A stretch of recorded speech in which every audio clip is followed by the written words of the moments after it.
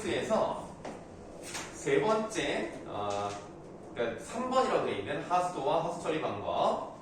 여러분들이 이거를 이제 하실 때 시간을 재면서 하면 좋습니다. 만약에 시간을 재셔서 하셨다면 한 6분 30초 안쪽으로 하는 게 좋습니다. 물론 문제 수가 많지 않기 때문에 더 일찍 풀어도 좋은 건데요. 적어도 이 정도 안쪽으로는 풀어야 되겠다. 근데 보니까 1번 문제 같은 경우는 다 맞았어요. 네, 틀린 사람이 없는데 2번 같은 경우는 좀 헷갈렸던 것 같습니다. 자, 우선 그 2번에 그림을 좀 볼게요. 이게 지금 흑백으로 복사가 됐기 때문에 이 하수도의 색깔이 확연하게 구분되지 않을 수 있습니다만 하수도의 진하기를 보시면은 두 개로 나눠져 있다는 것을 느껴볼 수가 있을 거예요. 그래서 집에 생활하수들하고 건물 밑에 그 일반 회사같이 생긴 그런 건물 있죠?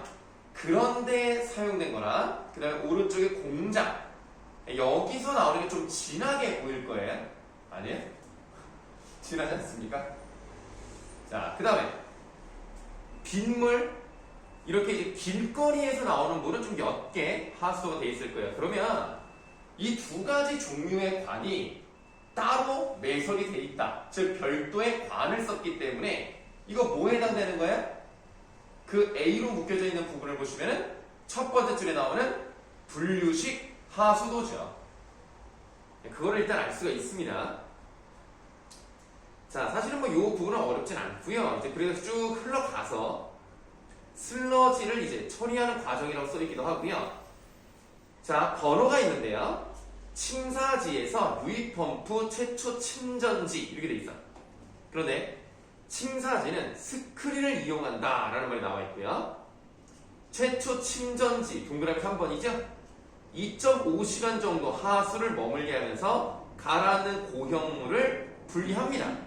그럼 이 고형물을 뭐라고 할 수 있느냐 요거거든요. 자, 이거를 슬러지라고 하는 겁니다.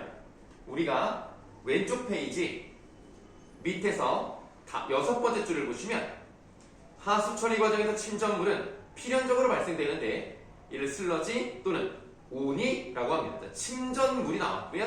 그것을 슬러지라고 할 수가 있는 거예요. 당연히 최초 침전지이기 때문에 침전된 것을 걸러내는 거겠죠. 그러니까 슬러지라고 하는 것은 맞다. 3번은 답이 아니고요. 그 다음에 동그라미 4번을 보시면 포기조라고 되어 있어요. 이 부분도 좀 보시면 8시간 정도 하수에 공기를 불어넣어 미생물을 증식시킨 다음이라고 되어 있어. 공기를 불어넣어서 미생물을 증식을 시켰다는 얘기는 이 미생물이 공기를 좋아한다는 얘기겠죠. 좋아하니까 증식이 되겠죠.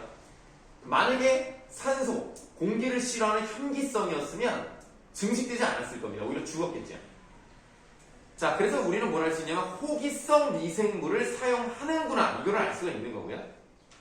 그 다음에 미생물들이 하수 속에 오염물질을 분해하고 공급하여 유기물 덩어리를 만들게 한다 이렇게 말했으니까 이거를 미생물을 이용한 처리 방법이겠구나 라고 생각을 할 수가 있어요. 자, 그러면 왼쪽 페이지에서 두 번째 문단에 네 번째 줄을 보시면 생물학적 처리란 말이 나왔습니다. 요거 좀 바로 해보시고요. 읽어볼게요. 생물학적 처리는 미생물을 이용하여 하수를 처리하는 방법으로 크게 호기성 처리와 현기성 처리로 나눌 수가 있어요.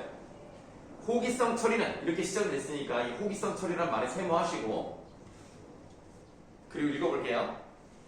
산소가 있는 곳에서 정상적인 생활을 하는 미생물인 호기성 미생물을 활용하여 오염물질을 분해하는 방법으로 이게 아까 이제 문제에 나왔던 그 부분이죠.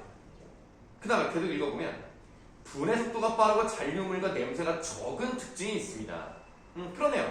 그러니까 2번 문제 보기 4번도 맞겠죠. 그러니까 4번 답이 아니라는 거예요. 자, 그 다음에 동그라미 5번 그 2번 문제 처리과정 5번 최종 침전지에서는 뭐라고 되어 있냐면 3시간 정도 물이 머물게 하면서 유기물 덩어리를 가라앉게 합니다. 그럼 따로 미생물을 활용한 것도 아니고 화학적인 방법을 쓴 것도 아니고 가라앉기를 기다렸기 때문에 그냥 무슨 처리라고 해야 돼요? 물리적 처리라고 하는 거예요. 그래서 5번이 답입니다. 이건 물리적 처리에 해당합니다. 보완하는 과정이 아니에요. 자, 다음으로 넘어가도록 하겠습니다.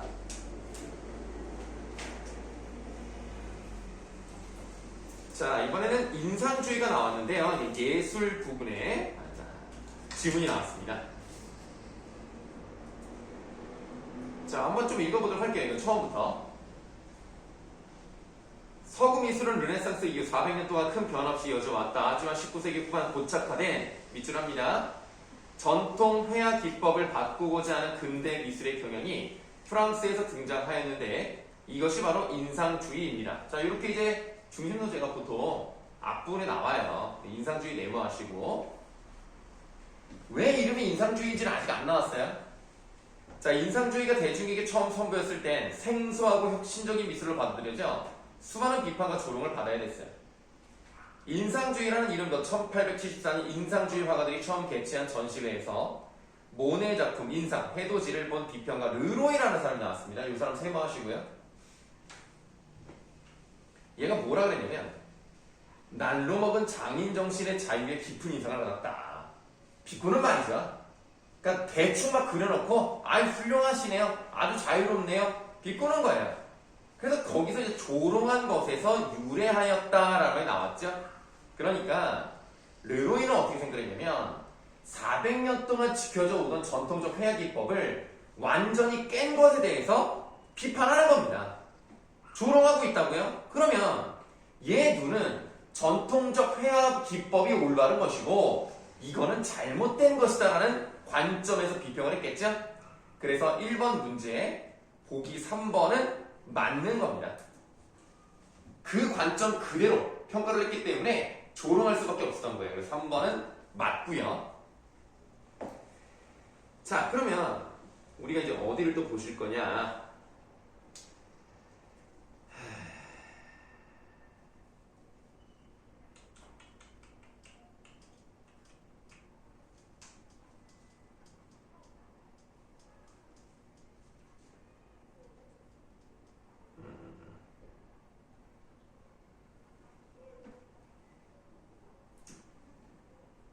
그냥 두 번째 문단부터 그냥 보죠. 네. 자, 인상주의 화가들은 인상이 의미하는 바와 같이, 그리고 밑줄 좀 하겠습니다. 사물을 사실적으로 재현하기보다는 사물에서 느끼는 순간적인 인상을 즉흥적이고 주관적으로 표현을 했어요. 그러니까 어떤 색깔이 볼 때마다 달라질 수 있는 거예요. 해가 어떻게 비치냐에 따라서 그림자가 생기면 그게 어두워지게, 그럼 그 어두워지게 그려요. 해를 완전히 받아서 완전 원색이다. 그럼 원색으로 그려요. 눈에 보이는 대로 그리는 거지 그 색깔이 뭔지는 중요하지 않습니다. 네, 그런 게 중요한 거고요. 이들의 그림은 사물의 인상이 시시각각으로 변하기 때문에 즉흥적이었고 같은 사물을 보더라도 인상이 저마다 다르기 때문에 주관적일 수밖에 없었어요. 그렇네요. 인상주의 화가들은 빛의 변화에 따라 민감하게 반응하는 사물의 순간적인 인상을 포착하기 위해 사물의 윤곽을 뚜렷하게 그렸던 전통 회화 작품들과 달리 윤곽을 배제하고 빠르고 짧은 분놀림으로 사물을 표현했습니다. 그리고 사물의 고유색을 부정하고 눈에 비치는 그대로의 색을 색채 분할법으로 표현했는데 그럼 이게 뭔지는 알아야 되니까 색채 분할법 요거 메모하시고요. 밑줄 하시면 되겠습니다. 색의 순도를 최대한 살려 생동감을 높여주는 기법이네요. 아직도 무슨 말인지 모르겠어요. 그래서 조금 더 설명을 해줍니다. 예를 들어 보라색과 노란색이라는 그 다음에 밑줄 하시면 되겠죠. 두 원색을 병치합니다. 그러니까 두 개는 어때요? 섞는 게 아니고 뭐 색깔이 지금 없어서 이 색깔을 쓰겠습니다. 그냥 어떤 색깔을 표현하기 위해서 한쪽을 이렇게 칠해요. 한쪽을 이렇게 칠해요. 근데 멀리서 보게 되면 두 개가 섞여 보이는 효과가 있는 거지 두 개를 섞는 게 아닙니다. 나란히 뒀다. 그래서 병치라는 말을 쓰는 거예요. 혼합하지 않았죠. 그래서 1번 문제 답은 2번이 되겠습니다.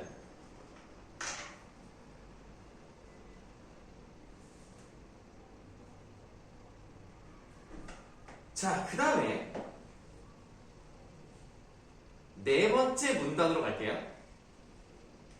자, 자연을 하나의 색채 현상으로 보고 그림을 그리기 시작하면서 인상주의 화가들은 자연의 빛에 주목하게 되었는데 이는 밑줄합니다. 빛의 미묘한 변화에 따라 사물에 대한 인상이 달라질 수 있었기 때문이네요. 내가 어떻게 보느냐에 따라서 달라질 수 있다는 거 이걸 말하고 있는 거고요. 빛에 대한 주목으로 인상주의 작품들 그 다음에 이제 괄호합니다. 명암의 강렬한 대비로 어두운 색이 밝은 색을 지배하였던 전통 회화라 그랬어요. 전통 회화는 어때요? 명암이 대비가 셌구나. 요걸 알 수 있습니다.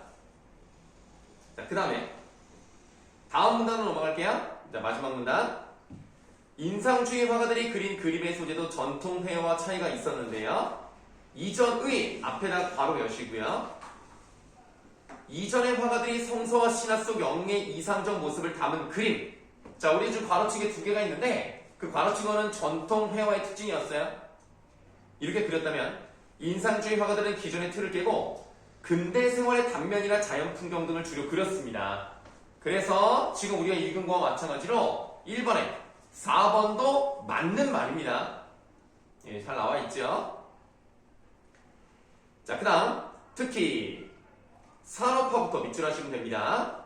산업화로 시간적, 경제적 여유를 확보하게 된 근대 사회 풍속과 중산층의 일상생활이니까 나름 좀 잘 사는 사람들의 일상을 담아냈다는 거예요. 그래서 양산 쓰고 공원에서 서 있고 앉아 있고 구경하고 얘기하고 이런 그림들을 좀 많이 그려요. 아시겠죠? 자, 그래서 그런 당시 사회 단면을 담아냈고요. 이는 이상적에서 괄호합니다. 이상적 관념적 형상을 상상력에 의해 구체화해야 한다는 흐름 봐두시면 이게 전통적인 회화 방식인데요.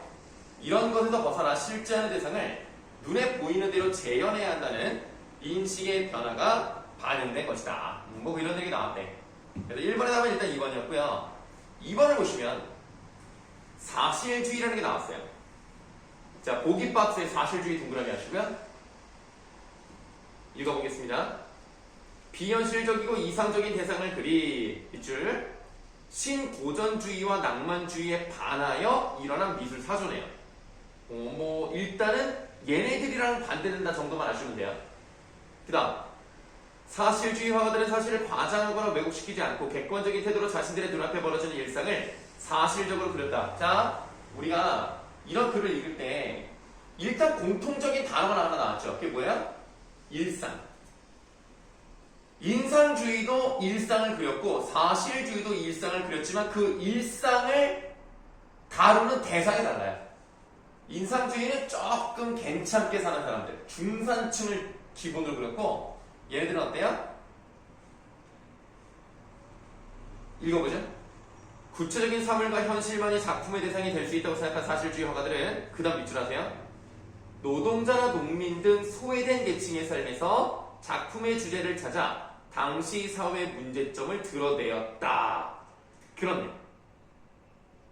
자, 그러면 결국 사실주의는 어려운 사람들을 중심으로 그림을 그렸기 때문에 사실주의 입장에서 인상주의를 비판한다면 니네는 너무 잘 사는 사람들 위주로 그림을 그려. 얘네들한테 관심이 없잖아. 우리는 얘네들한테 관심이 있어. 너희들은 좀 잘못된 것 같아 라고 말할 수 있단 말이야. 그래서 5번이 답입니다. 보기 4번 같은 경우는 인상주의도 가능한 거예요. 네. 왜냐면 고전주의가 이상적인 걸 그려냈기 때문에. 해서요 더. 그럼 에어컨을 좀 잠깐만 틀까요? 나는 춥다는 말이 나올 것 같아요. 춥다는 말이 나올 때까지 틀어줄게. 아직 추면 얘기해.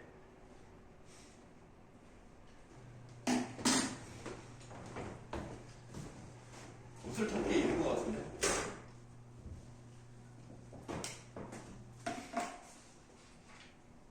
자, 이렇게 숙제는 다 맞춰드렸습니다.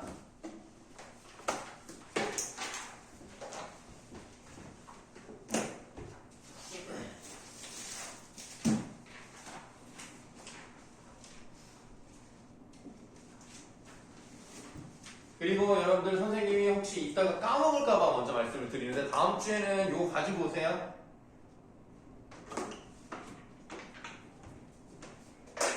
그리고 오늘 사실 그러니까 저번 주에 나왔던 숙제는 별로 어렵지가 않았어요. 쉬웠기 때문에 오늘은 조금 수준이 있는 걸로 드리도록 하겠습니다. 수준이 있다고 해도 그렇게 어렵진 않아요. 네. 고3들이 푸는 건데 고3들이라고 뭐 너희들하고 뭐 얼마나 다르겠니? 네, 그러니까 오늘은 숙제가 조금 여러분들이 오늘 어떻게 하느냐에 따라서 숙제가 줄어들 수도 늘어날 수 있는 거예요. 네. 오늘 요거를 남은 게 다 숙제예요. 자, 여러분들 저번 시간에 하던 거 미완성의 걸작 한번 보도록 하겠습니다. 미완성의 걸작을 저번에 한쪽이 남았어요. 페이지는 205쪽이라고 써있는 부분입니다.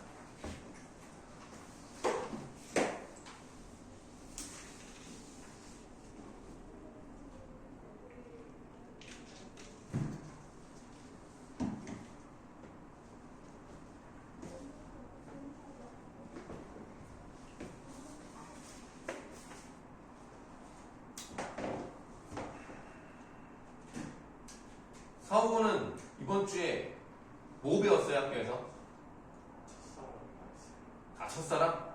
그러면 다음 시험 범위로 예상되는 부분 중에서 첫사랑 하나 나온 건가요? 사랑이 가시 있고 진도가 생각보다 좀 느리구나.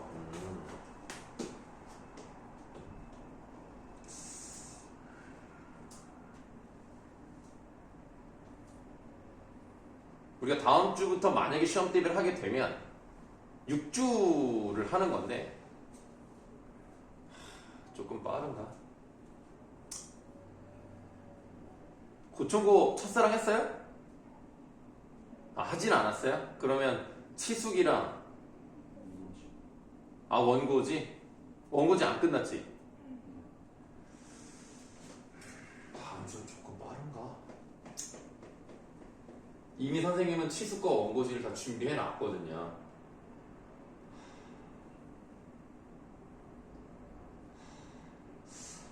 빠른가 싶기도 모르겠네.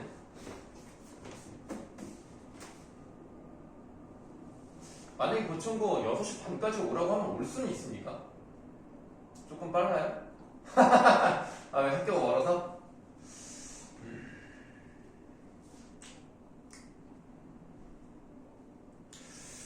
자, 일단은 하겠습니다.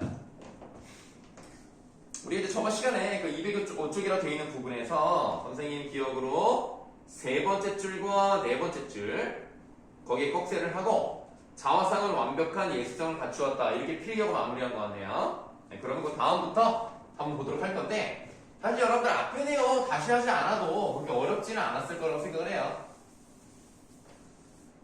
그 윤두서의 자화상이라고 알려진 그 작품이 옛날 사진 속에는 이렇게 이제 옷 부분이 있는데 그 뒤에 요게 다 없어지고 얼굴만 남았다는 거야. 그 이유는 여기는 이제 유탄으로 그렸기 때문에 스케치한 사비연필 같은 거라서 지워졌고 표구하는 과정에서 펴는 과정에서 지워졌을 것이다 라고 추측을 하고 얼굴 쪽은 귀를 뺀 나머지 이제 얼굴 쪽은 먹선을 올렸기 때문에 아직까지도 남아있는 것이다.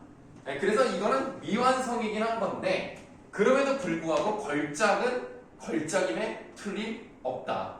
미완성이라고 하더라도 예술성만큼은 미완성이지 않다 이 얘기를 하고 있는데 근데 그 얘기를 하기 위해서 그 오른쪽에 저번 시간에 말씀드렸어요.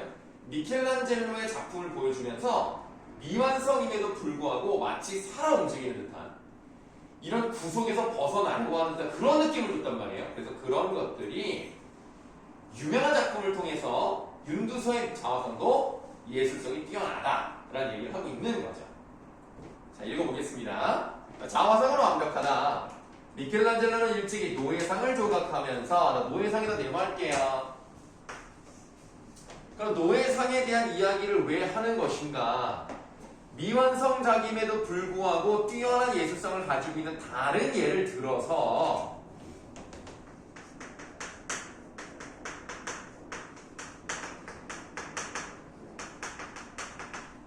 윤두서 윤두서의 자화상에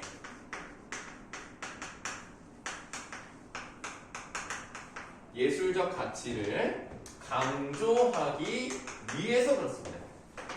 이미 이 작품은 세계적으로 널리 알려져 있는 작품이기 때문에 이런 것들을 보면은 야 그래 윤두서의 자화상도 미완성이지만 뛰어난 예술성을 가지고 있다고 말할 수 있겠구나 이런 생각이 들겠죠.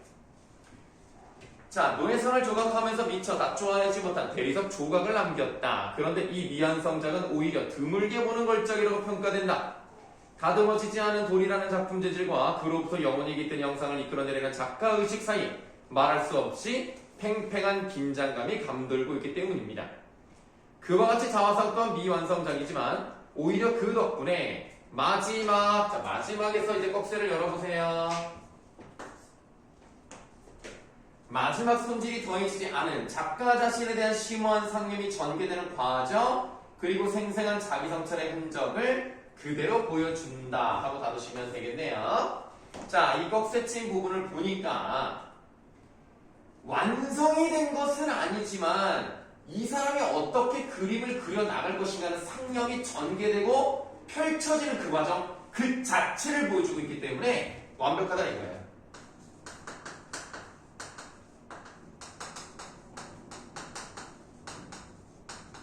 자, 완벽한 예술성을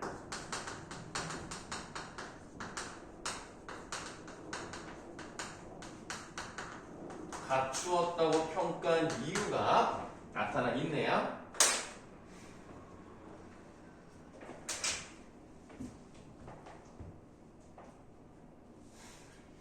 자, 그렇다면 미켈란젤로나 윤두서는 어쩌면 똑같이 미완성장 속에서 더 이상 손댈 수 없는 완전성을 강조하고서 그 이상의 작업을 스스로 포기했던 것인지도 모른다. 물론 이건 이 사람 생각이지 진짜로 그랬던 건 아니겠죠.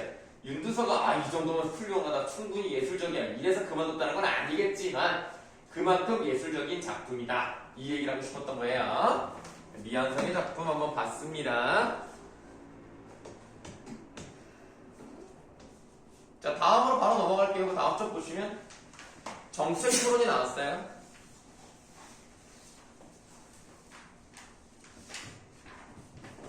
이런 부분은 여러분들 화법과 작문에 해당이 되는 부분이고요. 모의고사를 보시게 되면은 1번부터 나오는 경우 또는 뭐 4번부터 나오는 경우 요럴 때 이제 찬반 토론 이런 게 좀 잘 나옵니다. 1번 또는 4번 이렇게 지식을 하는 부분 화법 부분이 앞쪽에 나오는데요. 우리가 지금 이 토론을 이제 어떻게 하는 것인가 이거를 좀 간단하게 먼저 설명을 드리고 그다음에 읽어 나가면서 하도록 할게요. 일단은 이거 그냥 듣기만 하시면 돼요. 우리가 토론을 하는 주제를 논제라고 합니다. 논제라고 하는데 논제는 일단 평서형으로 가야 돼요. 그러니까 뭐뭐한 다로 끝나야 된다는 얘기입니다. 우리가 일반적으로 이제 어떻게 생각을 하냐면 뭐 이대로 좋은가 뭐 이런 거 있잖아요.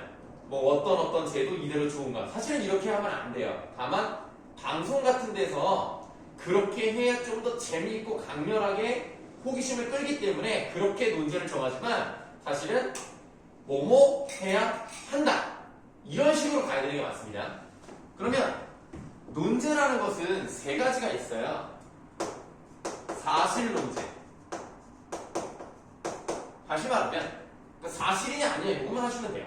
그러니까 독도는 우리나라 영토이다 맞다 아니다 이렇게 하는 거예요. 당연히 맞지만 아니라고 한 주장하는 놈들이 있으니까 하는 얘기지. 맞다 아니다라고 얘기할 수 있는 게 사실 논제고요. 그다음 가치 논제라는 게 있어요. 이거는 예를 들면 뭐 성소수자의 성소수자의 인권이라고 할까요? 그런 것들을 보장을 해야 되느냐 아니냐. 그러니까 이거는 맞다 아니다라기보다는 옳다 그르다 쪽으로 가는 거거든요. 그러니까 그런 걸 가치 논제라고 하는 것이고 사실 일반적으로 가장 많이 토론에 나오는 것이 정책 논제라고 생각하시면 되겠습니다.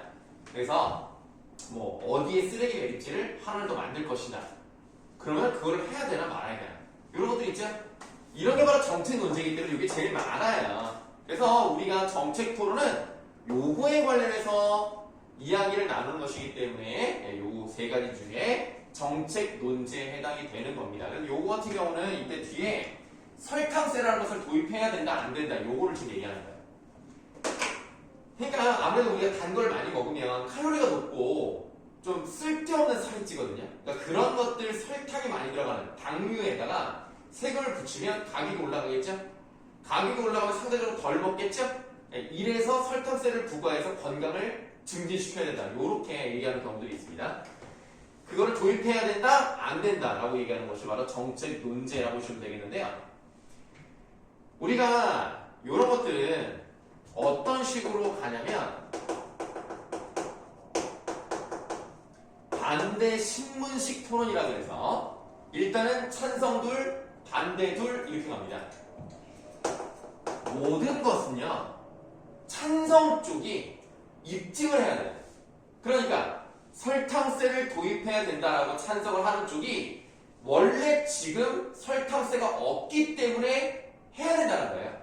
그래서 찬성 쪽이 입증을 해야 되는 거고요. 반대 측은 그럴 필요 없다. 니네가 말하는 건 해결 가능성이 없다. 실현 가능성이 없다. 지금 그렇게 급하지 않다. 이런 식으로 막으면 되는 거예요. 그래서 반대 1, 반대 2가 이렇게 얘기를 하는데 이게 순서가 있어요. 자, 제일 먼저 찬성 쪽이 자신의 이야기를 통해서 상대를 설득해야 되기 때문에 얘가 제일 먼저예요. 얘가 먼저 자신의 이야기, 자신의 주장을 세우는 부분을 입론이라고 합니다. 그러면 얘가 일단 한 요 정도 이야기를 해요. 이러이러해서 설탕세를 넣어야 됩니다. 하면 그 다음에 찬성 1이 있으면 누구한테 가요? 이쪽으로 가요. 그래서 반대 2가 방금 한 얘기에 대해서 그거 이 부분에서 논리적으로 잘못된 것 같아요. 라고 말하는 것이 반대 신문이에요. 반대 신문 되게 짧게 해요. 얘가 예를 들어서 그냥 요 정도 얘기를 하면 반대 신문은 요 정도 얘기합니다. 그럼 여기에 대해서 이제 얘가 반박을 해야 되는 거예요. 그러면 얘 반대 신문이 끝나면 요로 올라가요. 얘가 이제 뭘 합니까? 얘가 입론을 합니다. 입론, 반대 신문, 입론했죠? 그 입론에는 또 뭐를 해야 돼요? 반대 신문 해야 되겠죠? 그 반대 신문을 누가 하는 거예요? 요쪽으로 가는 거예요. 그래서 요렇게 먼저 돕니다. 찬성이는 계속 가만히 있는 거예요. 요렇게 하나, 둘, 셋, 넷. 요게 사이클 하나. 자, 얘까지 반대 신문이 끝났으면 이제 얘가 해야죠. 얘가 이제 뭘 해요? 얘가 이제 입론을 해요. 그럼 이제 어떻게 돼요? 대각선으로 갑니다. 요렇게 가는 거예요. 그럼 이번에 얘가 반대 신문 하겠죠? 그 다음 다시 요렇게 오겠죠? 그럼 얘가 입론을 하겠죠? 그럼 요렇게 가서 얘가 반대 신문 하는 거예요. 그래서 짠 이렇게 하면 입론 각각 2번, 반대 신문 각각 2번 했죠? 그러면 이제 마지막으로 반론을 하는 시간이 있어요. 최종적으로 이러이러했기 때문에 나는 이렇게 생각을 합니다. 라고 이제 얘가 먼저 반론을 시작합니다. 반론을 했죠? 그럼 이제 어디로 가요?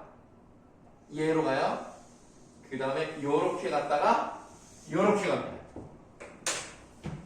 이 순서는 외울 필요는 없어요. 이런 식으로 진행이 되는구나 정도만 아시면 됩니다. 그래서 짠 이렇게 간다고 보시면 됩니다. 그러면 일단은 뭐 배울 만한 건 다 배운 거예요. 뭐 이렇게 따로 달달달달 외울 필요는 없고요. 요게 이제 시험에 나왔을 때 이제 그때 가서 요렇게 필요하다 그럼 외우시면 되는 거예요.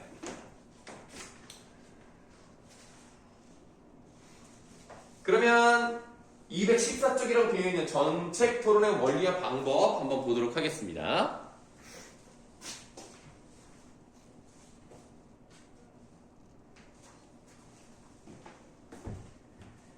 자, 사회에 문제가 생겼을 때 적절한 시기에 해결 방안을 마련하지 않으면 피해가 커져 심각한 상황이 발생하게 된다.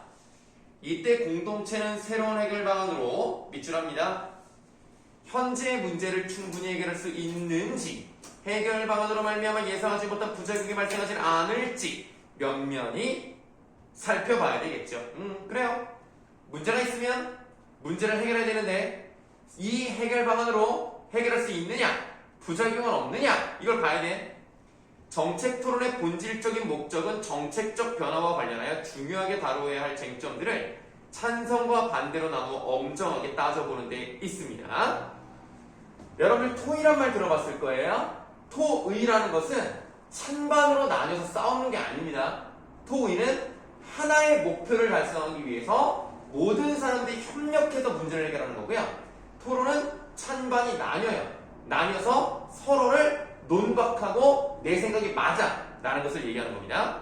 자, 입증 책임의 원리가 있는데요. 정책 토론의 논제는 현재 상태를 기준으로 하여 어떤 제도나 정책의 변화를 요구하는 것이다. 토론에서는 찬성 측 네모하시고요. 밑줄 하면 돼요. 현재 상태에 대한 변화를 주장함으로 찬성 측의 입증 책임이 있어요. 찬성 측이 항상 변화를 요구하고요. 그러니까 얘네한테 책임이 있는 거예요. 안 바꿔도 될 거를 바꿔야 된다고 얘기를 하니까 얘네가 책임을 져야지.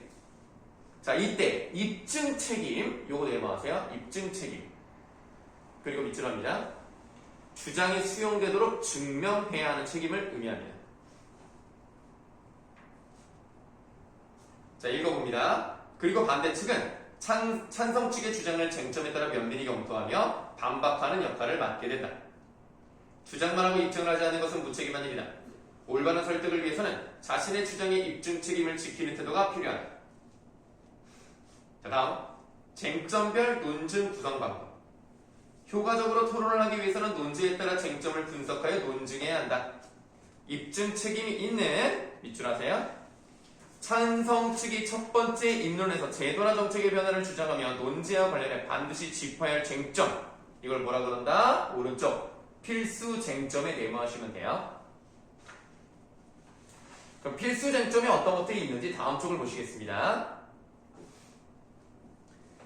찬성 측 첫 번째 입론에서 찬반 양측이 공유해야 할 쟁점들이 언급되지 않는다면 반대 측이 이에 관해 질문하고 반박할 수 있는 기회가 제한돼요. 밑줄, 중요한 사안들이 충분히 검토되지 않는 문제가 발생할 수 있습니다. 그래서 일단은 정해져야 돼요. 어떤 개념이라던가 이런 것들에 대해서 이야기를 하겠다는 게 좀 정해져야 서로 충분히 토론을 잘할 수 있어요.